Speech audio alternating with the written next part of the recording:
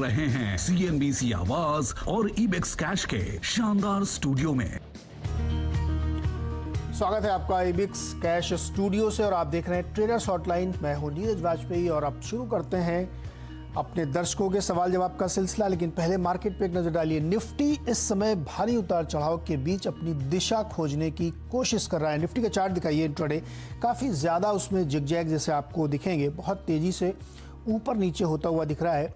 और वही हाल सेंसेक्स का है। ऊपरी स्तरों पे जब खुला तो वहाँ से नीचे आया, फिर ऊपर गया, थोड़ी देर सस्टेन किया, लेकिन वहाँ से लगातार हाइज पे प्रेशर बनता हुआ दिख रहा है। इसीलिए मार्केट इस समय निफ्टी 3 पॉइंट या कहते हैं फ्लैट बिल्कुल करता हुआ दिख रहा है। लेकिन बैंक निफ्टी में 300 पॉइंट की कमजोरी आ चुकी है और mid cap index 250 point red में ट्रेड करता हुआ दिख रहा है। तो काफ़ी उतार चढ़ाव के बीच ट्रेड करने की कोशिश या मार्केट अपने आप को सेटल करने की कोशिश कर रहा है। ये हफ्ता चूंकि काफ़ी इवेंट भरा है, फेड की बैठक होने वाली है, उसका नतीजा हमें गुरुवार की सुबह पता चलेगा क्या हुआ। तो उससे पहले मार्केट में काफ़ी वॉलेटिलिटी और चीन में जो एवरग्रांड का इशू खड़ा हुआ है उसका भी सेंटिमेंटल इम्पैक्ट भारतीय बाज़ारों पे या एशियन बाज़ारों में देखने को ज़रूर मिल रहा है। तो ऐसे उतार चढ़ाव भरे बाजार में आपको क्या करना चाहिए, और आप अगर सौदा ले रखा है और उसमें आप फंसे हुए हैं तो आप हमसे सवाल पूछिए कि आपको क्या करना है। फटाफट हमारे व्हाट्सएप पे जाइए 7045220000 पे अपना सवाल पूछिए। आपके सवालों के जवाब देने के लिए हमारे साथ हैं अल्पेश फुरिया। अल्पेश, बाजार अब तक अपनी दिशा खोजने की कोशिश कर रहा है, खासतौर पे निफ्टी को आप देखिए बहुत ऊपर नीचे हो रहा है। क्या इस समय आपकी राय बनती है निफ्टी को लेकर के, और अगर कोई ट्रेड बनता है तो क्या बनता है? Good morning Neeraj ji. यहाँ पे देखिए, मैं समझता हूँ यहाँ पे कल एक सेल कॉल दिया था हमने करीबन 17,600 के पास में, और 17,325 का लक्ष्य रखा था। 17,350 तक की डीप हमको देखने को मिली, और मैं समझता हूँ कि आज के सेशन में आपको डेफिनेटली वॉलेटिलिटी देखने को मिलेगी। और उसका कारण ये था कि पॉजिटिव खुलने के बाद में भी जो फंसे हुए लोग हैं पिछले 2 दिन की जो मार्केट में मची है और जहाँ पे लॉस है, तो यहाँ पे ऊपरी तरफ पे आपको डेफिनेटली एक सेलिंग प्रेशर देखने को मिलेगा। लेकिन एक जो पॉजिटिव जो यहाँ पे देखने को मिलती है वो ये है कि आप कहीं पे भी देखिए कि निफ्टी का जो फ्यूचर का ओपन इंटरेस्ट है उसमें कहीं भी बढ़ोतरी आपको देखने को नहीं मिली। यानी कि मार्केट गिर रहा है लेकिन शॉर्ट पोजीशन यहाँ पे नहीं देखने को मिल रही है। तो मैं समझता हूँ यहाँ पे आरएसआई के साथ में थोड़ा आपको निफ्टी को देखना चाहिए। अगर आरएसआई निफ्टी की 60 को होल्ड करती है तो मैं समझता हूँ कि फिर डेफिनेटली आपको लोअर लेवल्स में कहीं पे भी मार्केट में सपोर्ट करने के लिए बायर्स आपको देखने को मिलेंगे। तो ये पूरा सत्र इसी तरह का रहेगा। जब तक आरएसआई 60 के ऊपर है तब तक मैं समझता हूँ कि और ज्यादा गिरावट आपको ना देख करके फिर से नीचे की तरफ के सपोर्ट आएगा, और फिर से आपको एक जोन, जैसे मैं 17,325 से नीचे थोड़ा सा और पकड़ू, 17,250 से लेकर 17,600 के जोन में मार्केट आने वाले दिनों में आपको साथ से ट्रेड करते हुए देखने को मिल सकता है।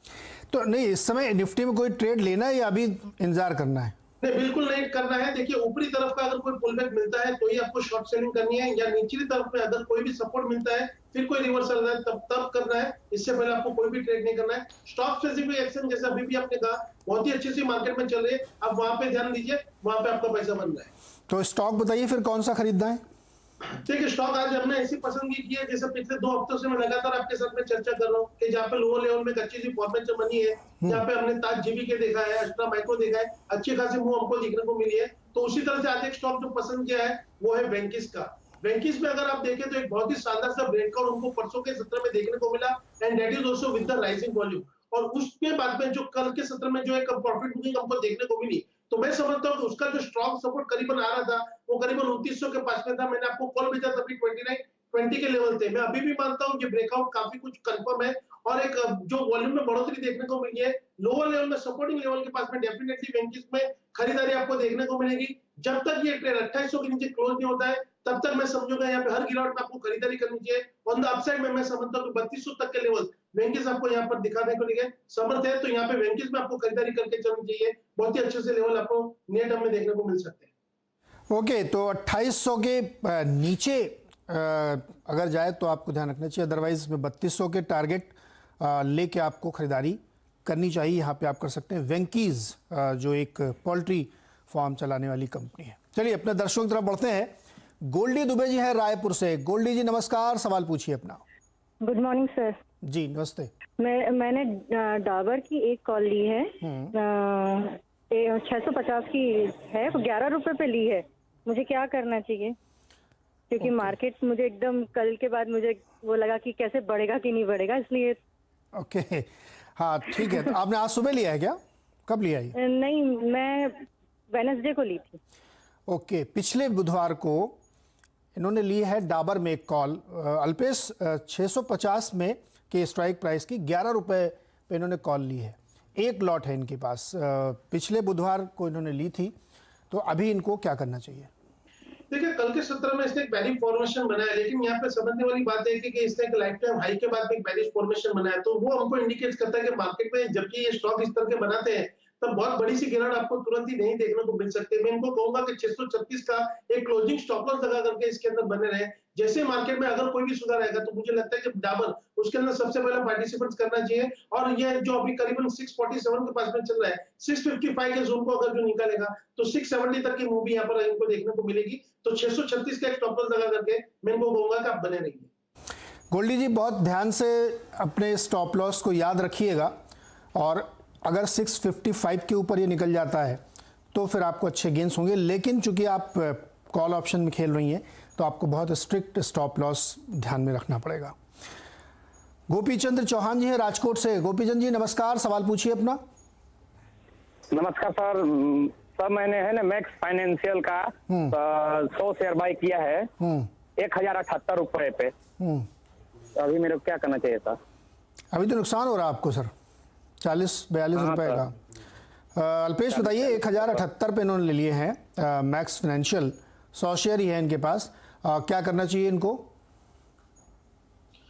नहीं, यहाँ पे बहुत बड़ा नुकसान नहीं है। डाउन द साइड में मैं समझ तो 1020 से लेकर 1000 की जोन में जो है बहुत स्ट्रॉन्ग सपोर्ट है। यहाँ से अगर कोई सपोर्ट मिलता है तो फिर एक बारी के लिए आपको एक पुल बैक ऊपर की तरफ का मिल सकता है। और मैं कहूंगा कि इनका जो फिर बाई प्राइस है कि अगर कोई पुल बैक सेट होता है तो बाई प्राइस तक का एक पुल बैक मैं समझ 1080 से लेकर 1090 तक में देखने को मिलेगा। तो आपको एक बारी के लिए वहां पे एक बारी के लिए प्रॉफिट बुक करके एक बार या अपनी पोजीशन को हल्का करके वहां से निकल जाना चाहिए। ओके, तो गोपी जी आप ध्यान रखिएगा, चूँकि मार्केट बहुत वॉलेटाइल है तो आपको स्टॉप लॉस ये सब चीज़ें बहुत ध्यान से रखनी है। हालांकि आपका लेवल ठीक है, जैसा कि अल्पेश भी यहाँ पे सुझाव दे रहे हैं आपको। हैदराबाद चलते हैं, अश्क चेरी जी हमारे साथ हैं। अश्क जी नमस्कार, अपना सवाल पूछिए। सर नमस्ते, मैं यूपीएल 825 में 5200 शेयर्स लिए सो है। अभी बहुत नीचे आए सो है, कैश में लिया, क्या करना, बहुत नुकसान हो रहा, उसको लॉन्ग पोजीशन रह सकता हूँ मैं? अच्छा, आप इसको होल्ड कर सकते हैं कितने समय तक के लिए? बस थोड़ा लॉस तो रिकवरी होना और थोड़ा मुनाफा भी। नहीं, टाइम क्या देंगे आप इसको? 1 साल तक। 1 साल का टाइम दे सकते हैं। अल्पेश 825 पे खरीदा है इन्होंने और बड़ी क्वांटिटी है, 5200 शेयर है इनके पास, और आज के प्राइस पे इनको अच्छा खासा नुकसान हो रहा है। तो अगर ये 1 साल का वक्त देते हैं इसको तो क्या इनको मुनाफा होगा? सिर्फ मार्केट 1 साल में कहा जाएगा या स्टॉक कहा जाएगा, ये अभी से ट्रेड करना इसके लिए मुश्किल है, क्योंकि हम लोग बहुत ही हाई लेवल पे ट्रेड कर रहे हैं। लेकिन अगर यूपीएल की बात मैं करूं तो यहाँ पे नीरज जी देखिए, ये 1 महीने की लो पे ट्रेड कर रहा है, एक strong lower top lower bottom की फॉर्मेशन बनी है।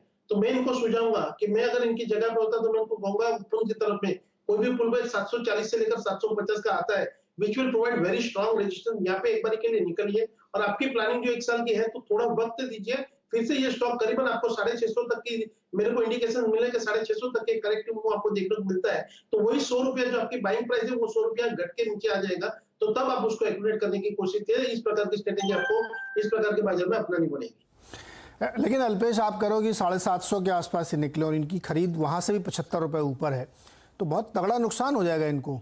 लेकिन नीरज जी, अगर ये 650 में मिलेगा तो 725 की फिर इनकी रेंज हो जाएगी, फिर वो एक अच्छा प्रॉफिटेबल होगा। अगर ये पुल बैक फिर से, क्योंकि बेरिश फॉर्मेशन बनी है, तो बेरिश फॉर्मेशन के बाद में जो कोई भी पुल बैक आता है that will provide you exit opportunity, क्योंकि उसके बाद में फिर से जब भी एक गिरावट की शुरुआत होगी तो फिर वो शार्प शुरुआत होती है और फिर आपको लोअर लेवल्स यहाँ पर देखने को मिल रहे हैं। इसीलिए मैं ये सलाह दूंगा। ओके, अश्क जी आपने सुना होगा, अल्पेश जी की राय ये है कि अगर पुल बैक आता है इसमें ऊपर की तरफ जाता है तो ये 750 755 तक जाएगा और नीचे की तरफ ये 650 में जा सकता। तो जब ये पुल बैक में जाए ऊपर तो आप लॉस बुक करें, और फिर जब ये नीचे आए तो आप इस स्टॉक में एंट्री करें, तो आपका जो इतना ह्यूज लॉस है उसको आप रिकवर कर पाएंगे। और 1 साल का व्यू देने में उनको थोड़ी दिक्कत इसलिए क्योंकि मार्केट इसमें हाईस पे है, तो क्या डायरेक्शन लेगा कहना बड़ा मुश्किल है। तो ये आपको अगर स्ट्रेटजी समझ में आ रही, ध्यान में आ रही है, तो आप इसको फॉलो कर सकते हैं, क्योंकि आपका लॉस बहुत है, इसलिए आप थोड़ा सोच समझ के, बहुत जल्दबाजी में कोई कदम मत उठाइएगा। चलिए, एक सवाल अतुल ने भेजा है मुझे ट्विटर पे। उनका कहना है कि मिश्र धातु में क्या करना चाहिए। 1900 शेयर ले रखे उन्होंने 233 के भाव पर। मिश्र धातु, इनको भी 51 रुपये का नुकसान है। ये स्टॉक अल्पेश बड़ा यूनिक किस्म का है। इनके जो प्रोडक्ट हैं वो बहुत यूनिक किस्म के हैं और बहुत ही प्रिसीजन जो काम होते हैं उसमें इनका प्रोडक्ट इस्तेमाल होता है, वो इस मिश्र धातु जिसको हम लोग बोल रहे हैं। तो इस स्टॉक में इनको क्या करना चाहिए? देखिए, मैं कहूँगा आईटीसी के बाद में ये दूसरा स्टॉक है जो जिसने मार्केट में आउट परफॉर्म नहीं किया, जरा भी परफॉर्मेंस रिटर्न्स नहीं दिए। आईटीसी तो फिर भी चल गया, लेकिन ये स्टॉक अभी भी चलने की शुरुआत नहीं कर रहा। मैं समझता हूँ यहाँ पे काफी कुछ इन्वेस्टर फंस चुके हैं। लेकिन यहाँ पे डाउन द साइड में मैं समझता हूँ 170 एक बहुत ही स्ट्रॉन्ग सपोर्ट, लंबे लॉन्ग टर्म इन्वेस्टमेंट का भी कहिए या लॉन्ग टर्म चार्ट का भी कहिए, तो ये बना हुआ है। जब तक ये है तो आप एक पुलबैक की चेष्टा कर सकते हो। ऑन द अपसाइड पे 190-95 एक बहुत ही स्ट्रॉन्ग रेजिस्टेंस है। मैं इनको कहूंगा कि 195 के ऊपर फिर से कोई नए ट्रेंड की शुरुआत हो सकती है, लेकिन जब तक 170 नहीं टूटता है, मैं कहूंगा आप बने रहिए। अगर आपने निवेश किया है तो आपको इस तरह के स्टॉक में पेशेंस भी रखना पड़ेगा। ओके, 195 नहीं टूटता है तो आप इसमें के ऊपर जाने पे बने रहिए इसमें, और ये स्टॉक अल्पेश को ठीक लगता है। अच्छा, चलिए, अमित जमनानी जी हैं अमरेली से। अमित जी नमस्कार, अपना सवाल पूछिए। नमस्कार सर जी, मैंने IRCTC 2082 में लिया है 125 की क्वांटिटी। 2082 में 125 शेयर हैं इनके पास। अभी इनको अच्छा मुनाफा हो रहा है। आज स्टॉक में हालांकि 4.5% की करेक्शन देखने को मिली है फ्यूचर्स में।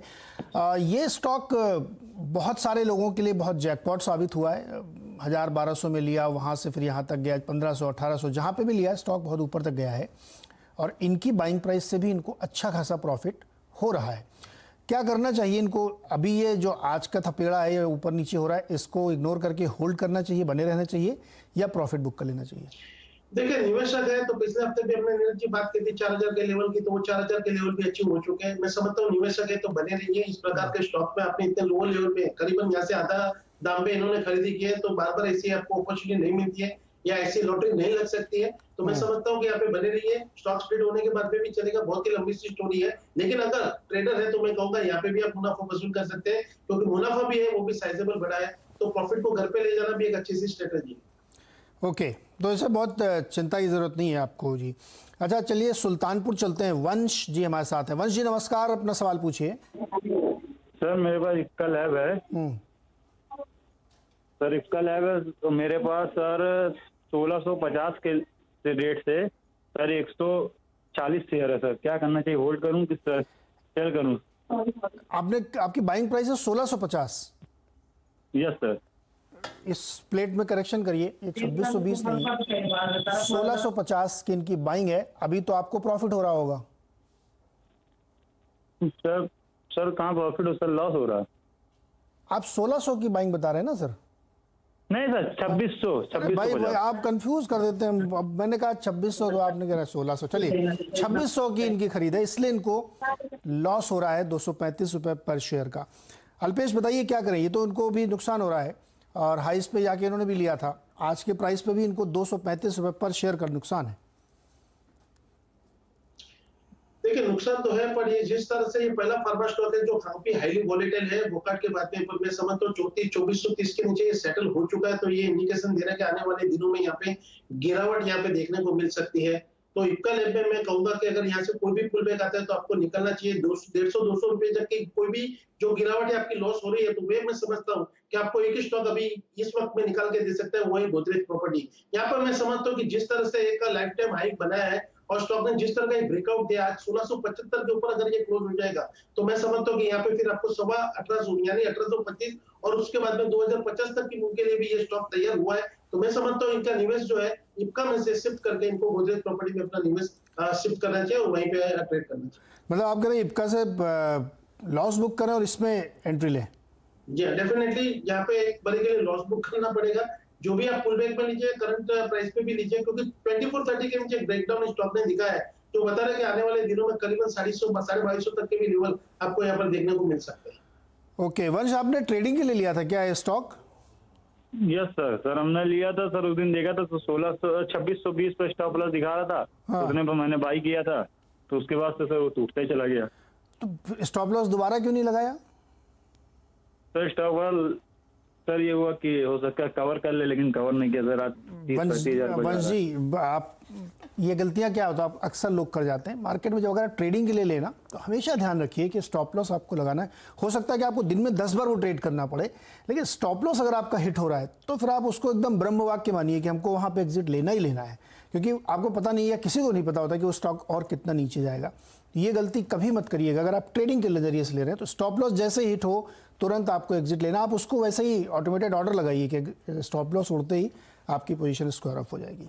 चलिए खैर, अब इसमें आपको एक राय दी गई है कि आप इसमें से स्विच कर सकते हैं गोदरेज प्रॉपर्टीज तरफ, जो आज बहुत अच्छी रैली यहाँ पे करता हुआ दिखा रहा है। प्रतीक पटेल जी अहमदाबाद से हमारे साथ जुड़े हैं। प्रतीक जी नमस्कार, पूछिए क्या सवाल है आपका।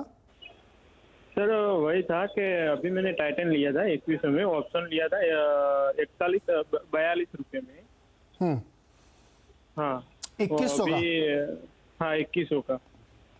बताइए अल्पेश जी, 2100 की कॉल ऑप्शन लिए 43 रुपए पे, एक लॉट है इनके पास। अभी तो काफी नजदीक है। मैं सब इनको कहूंगा कि एक जो स्टॉप लॉस है वो करीबन 2040 का है। जब तक स्पोर्ट लेवल 2040 के नीचे क्लोज नहीं होता है, ये इसके अंदर बने रह सकते हैं। फिर से कोई पुल बैक आएगा तो पुल बैक में इनको एक छोटा सा मुद्दा हुआ, क्योंकि 2150 के पास में फिर से जाने की चेष्टा पूरी कर सकता है। तो यहाँ पे मैं कहूंगा कि 2040 का एक स्टॉप लॉस लगा करके ये बने रह सकते हैं। 2040 एक बार कैश का वो दिखाइए प्राइस इसमें। 2040 के स्टॉप लॉस के साथ आपको होल्ड करना चाहिए और आपका पैसा इसमें बन सकता है। अभी 2077 पर ट्रेड कर रहा है, आज भी पॉजिटिव ही ट्रेड कर रहा है। तो प्रतीक भाई आप थोड़ा सा वेट करिए, आ सकता है, लेकिन स्टॉप लॉस का बहुत सख्ती से ध्यान रखिएगा। मार्केट बहुत वॉलेटाइल है, इसलिए आपको इस चीज़ को हमेशा ध्यान में रखना चाहिए। मुंबई चलते हैं निधि शाह के पास। निधि जी नमस्कार, अपना सवाल पूछिए। नमस्कार सर, मेरे पास जेंसा टेक्नोलॉजी है एट 555 शेयर और इजी माई ट्रिप है सर 690 100 शेयर। ओके, तो मैं व्यू है मेरा अराउंड 1 मंथ का। एक महीने का नज़रिया है। जेंसार टेक्नोलॉजी 100 शेयर 555 पे, बताइए सर। अगर एक महीने का नजरिया है तो यहाँ पे मैं कहूंगा इंट्राडे चार्ट के अंदर एक लोअर टॉप लोअर बॉटम की फॉर्मेशन बन चुके हैं। यहाँ पे आपको लोअर लेवल्स देखने को मिलेंगे। 480 का पहला टारगेट है, 480 टूटते 450 तक के लेवल यहाँ पर देखने को मिल सकते हैं। ये मुनाफे का ट्रेड होने के लिए मुझे डाउट है, तो यहाँ पे अगर कोई भी पुल बैक आता है तो आपको उसके अंदर से निकलना चाहिए। और दूसरा स्टॉक बताया नीरज जी, कौन सा?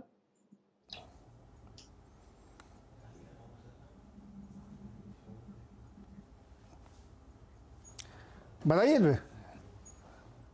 दूसरा स्टॉक इजी माई ट्रेड था ना। हाँ वही तो बोला मैंने जी। देखिए ये एक स्टॉक ने एक अच्छा खासा ब्रेकआउट दिया 500 रुपए के ऊपर का, तो एक अच्छी खासी मूव इसके तरफ देखने को मिले। तो मैं कहना चाहूंगा कि इनको इस प्रकार के स्टॉक में थोड़ा सा वक्त ज्यादा देना चाहिए। 500 के पास में ये और ऐड करें। मुझे लगता है कि एक बारी के लिए सपोर्ट जो एक एक्टिवेशन करके निकला था, तो ऊपरी तरफ भी फिर से एक बारी के लिए सपोर्ट को टच करके ऊपरी तरफ की मूव देगा, जो करीबन इसमें आपको 650 से लेकर 680 तक की मूव देखने को मिल सकती है। तो इजी माई ट्रिप करीबन 500 के पास में आपको ऐड करने की मैं सलाह दूंगा, और फिर आप बने लेंगे, लेकिन थोड़ा सा वक्त आपको ज्यादा देना पड़ेगा। ओके, तो इजी ट्रिप में आप ऐड कर सकते हैं। 650 तक के लेवल इसमें आपको देखने को मिल सकते हैं। यहाँ पे आप खरीदारी करके चल सकते हैं। अच्छा, ONGC का चार्ट देखिए जरा, 133 रुपए पे स्टॉक पहुंच गया है। थोड़ा सा एक महीने का चार्ट दिखाइए। लगातार स्टॉक ने एक बढ़िया रैली दिखाई। कैंडल चार्ट दिखाइए एक महीने का। क्रूड ऑयल की जो प्राइस रेंज है, हालांकि वो बहुत नहीं बढ़ी है, वो 72 से 75 के बीच में ही है, लेकिन डिमांड पुश है, स्ट्रेंथ बहुत है। हाँ, ये चार्ट देखिए आप, कितना इंटरेस्टिंग चार्ट है। इसमें कितने सारे ग्रीन कैंडल्स और ट्रेंड लाइन ऊपर की तरफ जाती हुई दिख रही है। आज गोल्डमैन सैक्स की रिपोर्ट कहती है $80 का प्राइस क्रूड में आपको देखने को जल्द मिल सकता है। अल्पेश, ये जो स्टॉक है बहुत ही अंडर वैल्यूड था और बहुत कम बातचीत भी इसमें होती है मार्केट में, लेकिन ये स्टॉक ने आउट परफॉर्म किया है।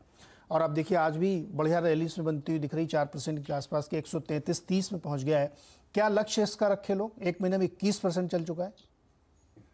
देखिए नीरज जी, एक डिस्क्लोजर देना चाहूंगा। आपने अपने क्लाइंटों को 125 से लेकर 128 के बीच में यहाँ पे ONGC में खरीदारी की सलाह दी है, और ये ऊपरी तरफ का जो ब्रेकआउट है, ये मैं समझता हूँ 148 का इसका जो टारगेट है वो ये सेट होता है। तो मुझे लगता है कि आने वाले दिनों में आपको 148 तक के लेवल्स यहाँ पर देखने को मिल सकते हैं। अगर बाजार में कोई भी मुनाफा वसूली भी आती है तो 128 that will provide very strong support to the stock, आप वहां पे भी ऐड कर सकते हैं। इस पूरे ट्रेड का जो एक रिवर्सल वैल्यू है वो करीबन 124 है। 124 के नीचे जब तक ये स्टॉक क्लोज नहीं होता है, मेरा व्यू ओएनजीसी में पॉजिटिव रहेगा और मेरे नियर टर्म के टारगेट है वो करीबन 148 है, जो मुझे लगता है कि ये हासिल करके रहेगा। ओके, एक सवाल और लेते हैं। अमित पांडे का है, जिन्होंने ट्विटर पे पूछा है कि बीपीसीएल के शेयर उन्होंने 470 रुपये 15 पैसे पे ले रखे हैं। बीपीसीएल का चार्ट गई 470 रुपये 15 पैसे पे। इनको तो अभी नुकसान हो रहा होगा। बीपीसीएल में क्या करना चाहिए? नहीं, यहाँ पे इनको डिविडेंड भी मिला है तो मैं समझता हूँ कि प्रॉफिट में ही है, कोई मतलब लॉस में भी नहीं है। यहाँ पे मैं समझता हूँ कि इनको बने रहना चाहिए। 400 के पास में बहुत ही स्ट्रॉन्ग सपोर्ट है बीपीसीएल के अंदर। तो यहाँ पे जो है जब तक ये वायलेट नहीं होता, मुझे लगता है कि ऑन द अपसाइड में फिर से एक बाउंस आपको देखने को मिलेगा, जो बाउंस करीबन 440 से लेकर 445 तक के रेंज का रहेगा। ओके, तो अल्पेश बहुत बहुत शुक्रिया तमाम दर्शकों के सवालों के जवाब देने के लिए। और ओएनजीसी पे एक स्टैंडर्ड डिस्क्लोजर भी है अल्पेश का, उन्होंने अपने क्लाइंट्स को रेकमेंड किया है 125 से 128 के बीच में, तो ये आप ज़रूर ध्यान रखिएगा। चलिए, ब्रेक में जाने से पहले आपको फिर से एक बार याद दिला दें कि सीएनबीसी आवाज़ और नेशनल स्टॉक एक्सचेंज ने मिलकर एक खास मुहिम चलाई है जिसका नाम है इन्फॉर्म्ड इन्वेस्टर्स, जिसमें हम निवेशकों को जागरूक बनाते हैं और उनको इस बात की सलाह देते हैं, सिखाते हैं, समझाते हैं, याद दिलाते हैं कि आप अपने निवेश की सुरक्षा करें। और इसके लिए ज़रूरी है कि एक्सचेंज की ओर से इनको जो एसएमएसेस या मेल आते हैं उनके ट्रेड से रिलेटेड, उस पर आप नज़र रखें।